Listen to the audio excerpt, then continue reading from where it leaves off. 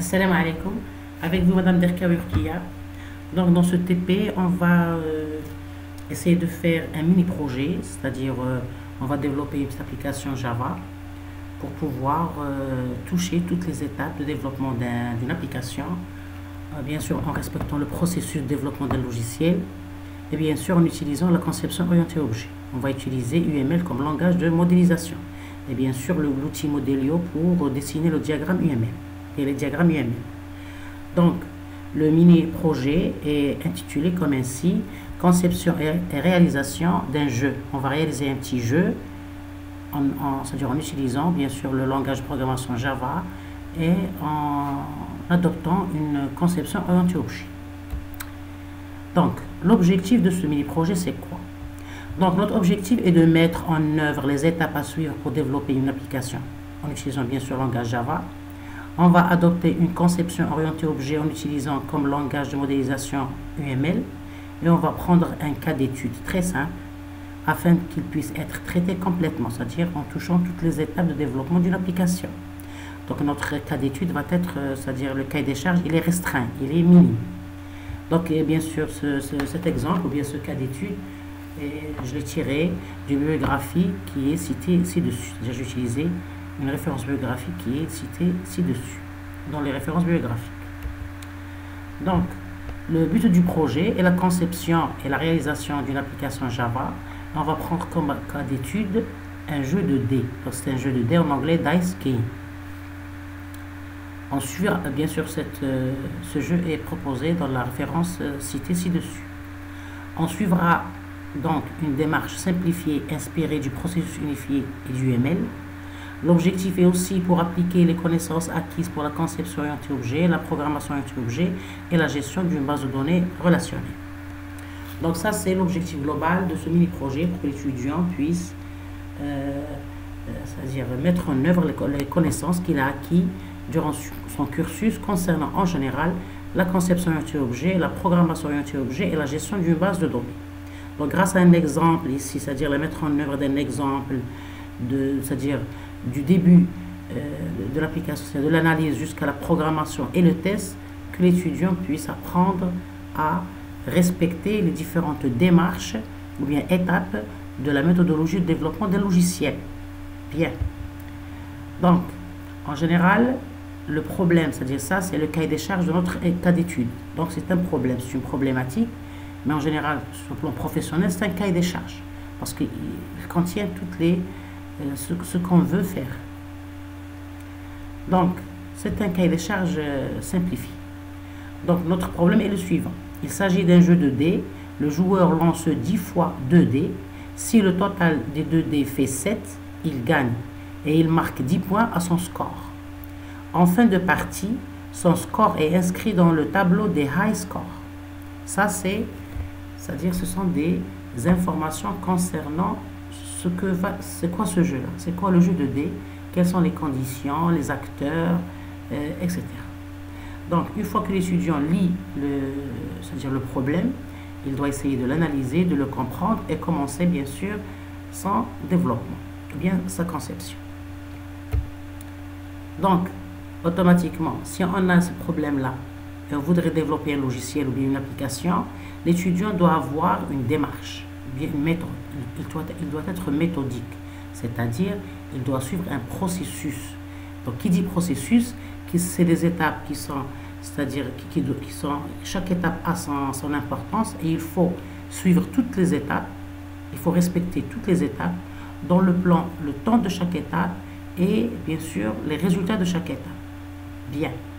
Donc, il doit être méthodique. Donc, il doit suivre une méthode. Il existe plusieurs méthodes pour développer un logiciel. Entre autres, il y a les méthodes orientées objet, il y a les méthodes systémiques et il y a les méthodes, c'est-à-dire fonctionnelles. Les méthodes systémiques comme Neuriz. Neuriz, c'est une méthode de développement des logiciels. Mais dans notre cas, on va adopter une méthode orientée objet parce qu'on va faire de la conception orientée objet et de la programmation orientée objet. Donc, on va suivre une méthode orientée objet qui va utiliser le langage UML. Parce que le langage UML, c'est un langage de modélisation, ce n'est pas une méthode, en elle-même. Donc, la méthode utilisée, c'est quoi? C'est une méthode, c'est un processus qui s'appelle processus unifié. Donc, il est basé sur c'est-à-dire les concepts orientés objets. Donc c'est un processus unifié qui utilise UML. D'accord? Donc UML, c'est un langage universel de modélisation orienté objet, mais on peut l'intégrer dans un processus méthodique pour développer notre logiciel. Donc notre méthode utilisée, c'est une méthode simplifiée du processus unifié et UML. Donc ça, pourquoi il faut que l'étudiant poursuive une méthode? Parce qu'il doit toucher aux étapes de cycle de vie d'un logiciel.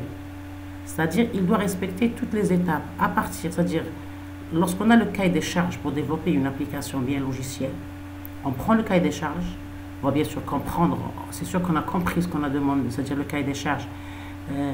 Premièrement, il faut, lorsqu'on accepte ce cahier des charges, ça veut dire que l'étudiant, il est capable de faire ce projet. Donc c'est le problème de la faisabilité. Premièrement, que le problème il est faisable, donc il est applicable. On peut créer une application pour résoudre la problématique.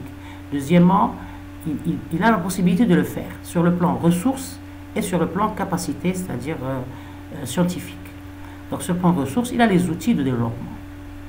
Donc, le fait d'être méthodique, c'est poursuivre les différentes étapes du cycle de vie d'un logiciel, dont les plus importantes sont l'étape analyse, l'étape conception et l'étape programmation. Ça, c'est des étapes de base dans toute méthode de développement d'un logiciel. L'étape analyse, la conception et la programmation. Et bien sûr, dans chaque étape, on a des outils informatiques qu'on utilise pour simplifier et réaliser le travail. Donc,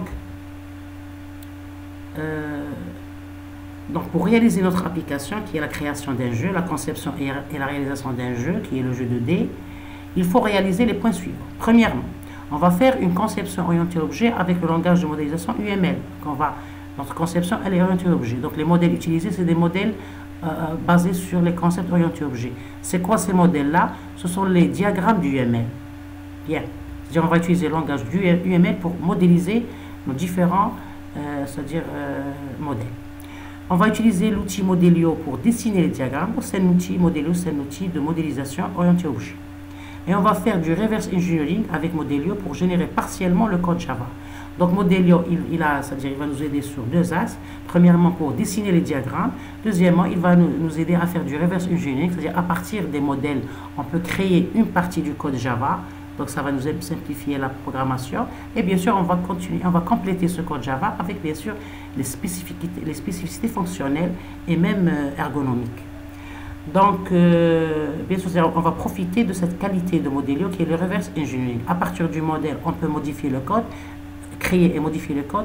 Et à partir du code, on peut créer et modifier le modèle. Donc, ce rétro-ingénierie, ça nous aide à améliorer notre conception. Bien sûr, on va faire de la programmation orientée objet avec le langage Java. Très bien. Donc, pour réaliser ces étapes-là, bien sûr, on a besoin d'outils. Donc, les outils utilisés, premièrement, on va, comme je viens de le dire, utiliser l'outil Modelio pour créer les diagrammes UML et faire du reverse engineering. On va utiliser, bien sûr, la JDK version 8 parce qu'elle est compatible avec la version Modelio qu'on a, c'est-à-dire qu'on a utilisé au TP, qui est la version 4.1. Bien sûr, on va utiliser l'IDE Eclipse pour la programmation Java. On va utiliser l'SGBD MySQL pour créer et gérer une base de données qui peut être nécessaire à notre application. Et bien sûr, si on crée cette base de données avec le SGBD MySQL, on doit, c'est-à-dire la relier à l'application. Bien sûr, notre application est une application relationnelle. Donc, puisqu'on va créer le modèle statique avec un diagramme de classe, on sait que le diagramme de classe il est basé sur les concepts orientés objets. Donc, c'est sûr, lorsqu'on va créer notre base de données qui est relationnelle avec le SGBD MySQL, on va faire le transfert de notre diagramme de classe vers un modèle conceptuel de données basé sur les concepts relationnels. On va voir ça par la suite. Et bien sûr, on doit utiliser un éditeur de texte pour écrire le rapport de projet. Pourquoi? Parce qu'il faut savoir que chaque TP, chaque projet, il faut que l'étudiant, c'est-à-dire mémorise ou bien documente les étapes suivies, c'est-à-dire son travail. Donc, on doit éditer un rapport de TP. Le rapport de TP qui peut être un mémoire dans le cadre d'un projet de fin d'études, qui peut être une thèse dans le cadre d'un projet d'études de haut niveau, qui peut être un rapport TP simple. L'essentiel, il faut toujours documenter notre travail grâce à des rapports ou bien des mémoires. Donc, on a besoin d'un éditeur de texte qui contient les différentes descriptions de notre projet.